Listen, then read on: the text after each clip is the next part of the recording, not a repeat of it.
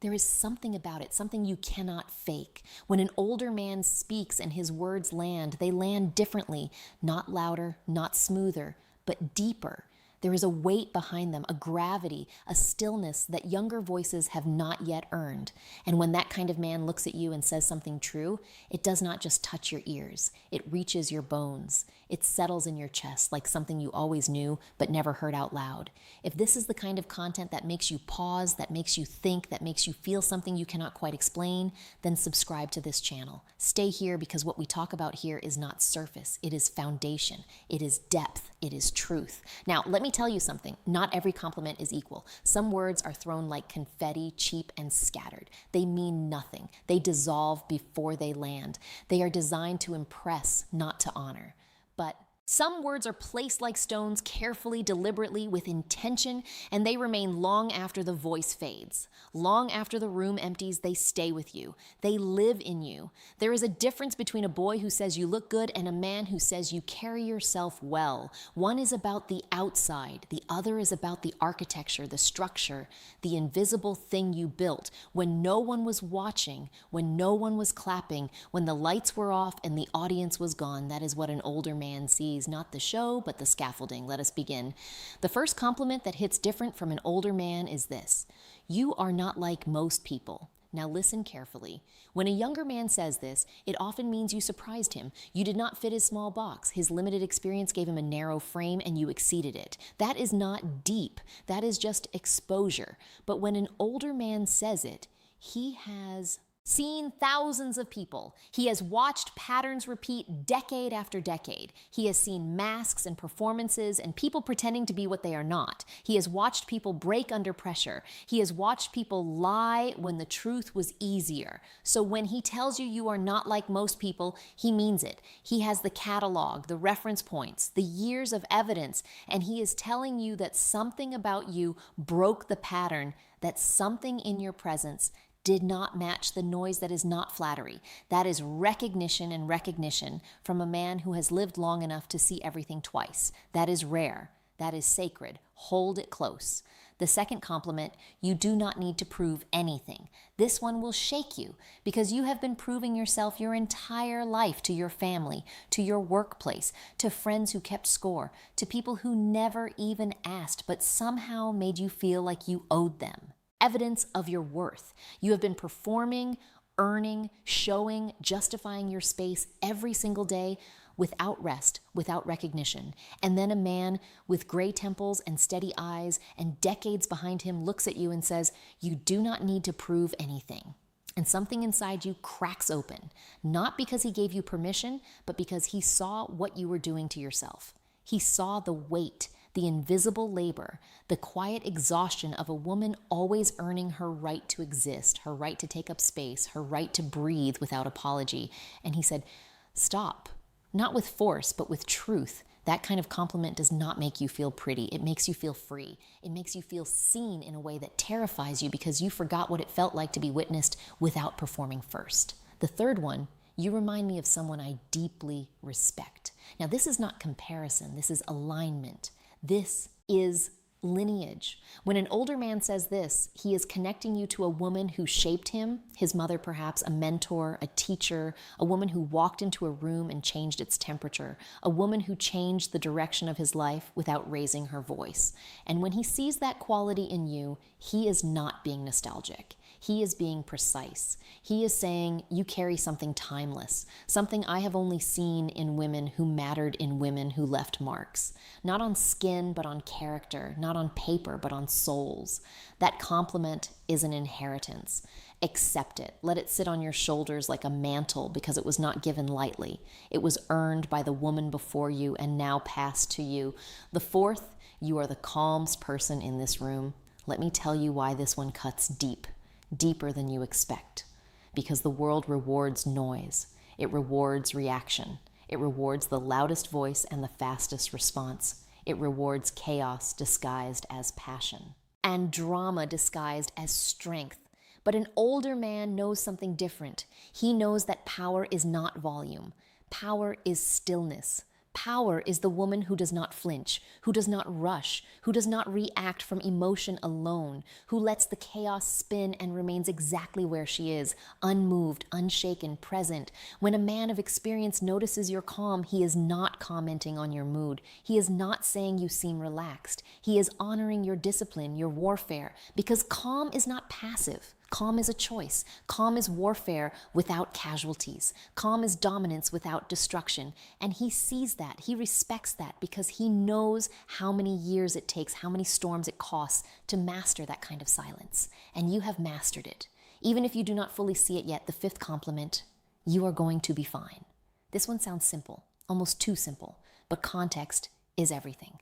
When you are falling apart, when nothing makes sense, when the ground beneath you feels like sand and every plane you made has crumbled into dust and the future looks like a blank wall, and an older man who has survived his own disasters, who has buried dreams and rebuilt from rubble, who has lost things he will never speak about, looks at you and says, you are going to be fine.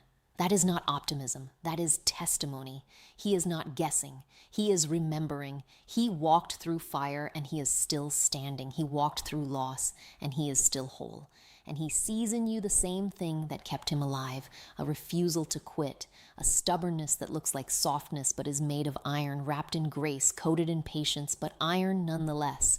You are going to be fine from a man like that is not a wish. It is a verdict. It is a prophecy spoken by someone who earned the right to prophecy.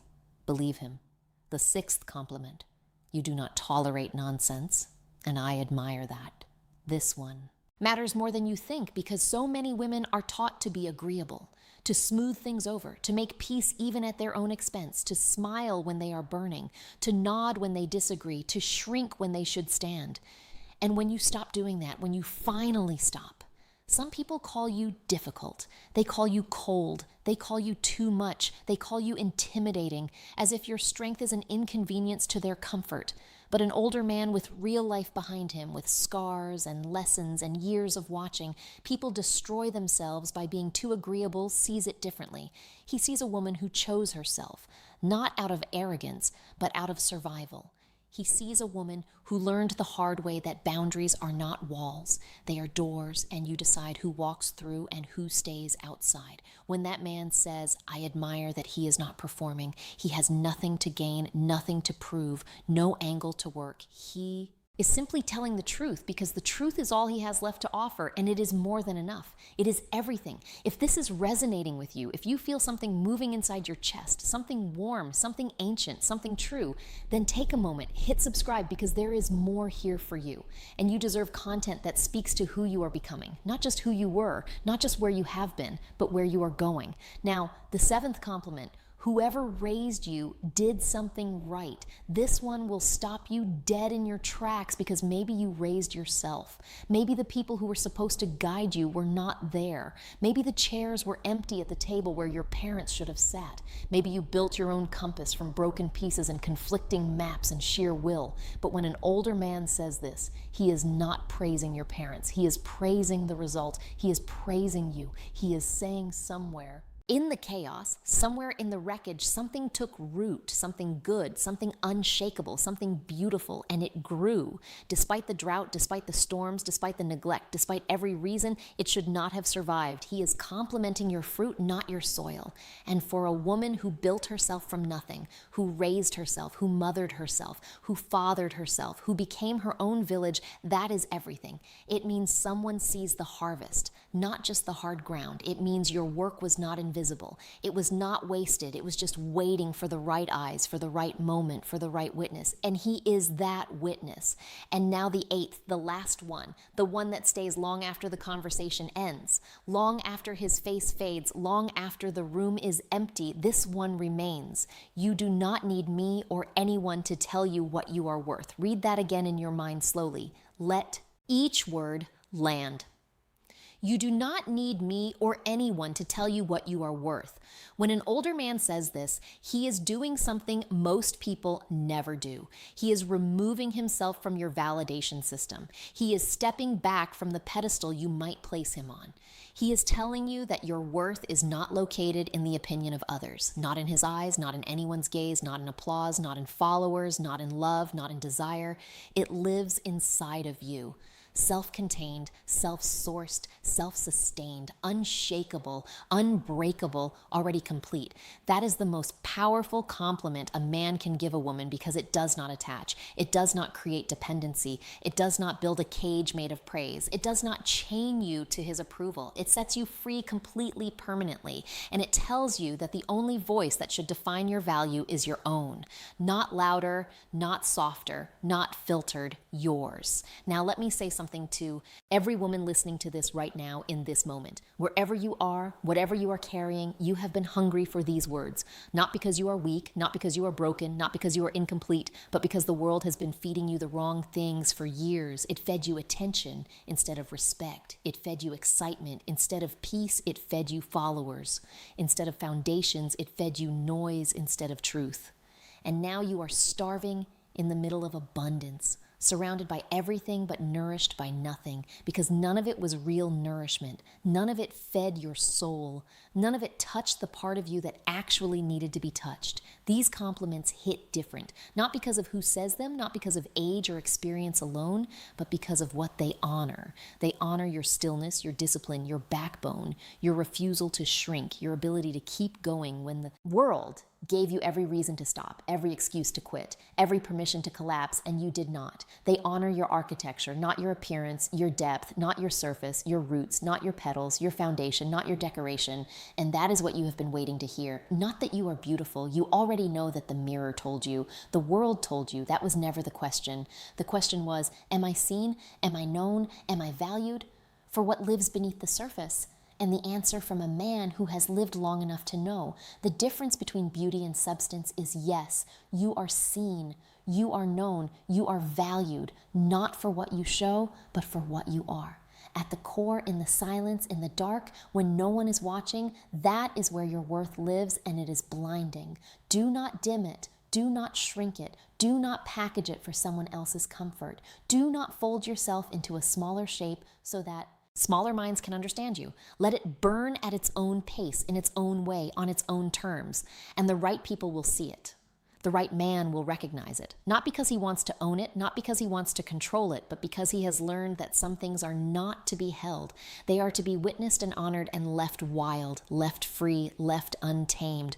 You are not looking for someone to complete you. You are never incomplete. You are looking for someone brave enough to stand beside you without needing you to be less, without needing you to be quieter, without needing you to dim your fire, so his can seem brighter. That is the standard. That is the frequency. That is the baseline. And you will not find it by lowering your voice. You will not find it by abandoning your truth. You will find it by owning it. Every note, every silence, every scar, every lesson, every storm you survived, every night you endured, every tear you swallowed, every time you stood back up when the world knocked you down. You are not too much. You never were. Not once, not ever. You were just surrounded by people without the capacity to hold what you are, people too small for your enormity, people too shallow for your depth. But that era is ending. It is closing behind you like a door you will never walk through again. And this one, this new chapter, this next season belongs to you, unfiltered, unedited, unafraid, unapologetic, uncontained.